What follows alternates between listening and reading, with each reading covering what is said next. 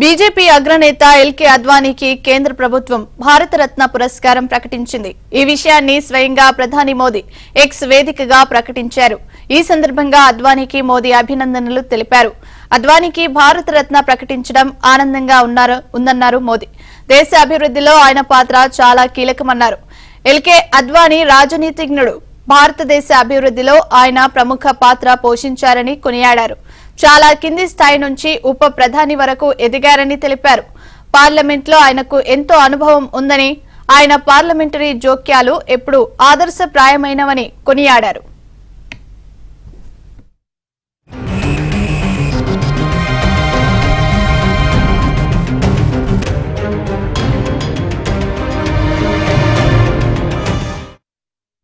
కొన్నేళ్ల క్రితం వరకు అద్వానీ దేశ రాజకీయాల్లో కీలకంగా వ్యవహరించారు. 1970 నుంచి 2019 వరకు పార్లమెంటు సభ్యుడిగా వ్యవహరించారు. రామ జన్మభూమి ఉద్యమంలో కీలక పాత్ర పోషించారు. వాజ్పేయి ప్రభుత్వంలో డిప్యూటీ పీఎంగా పనిచేశారు.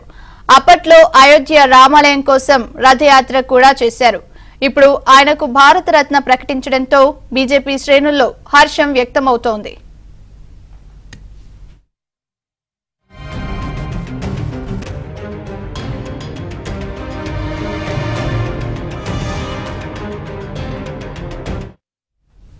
కేంద్ర ప్రభుత్వం భారతరత్నను ప్రకటించడం ఈ ఏడాదిలో ఇది రెండోసారి.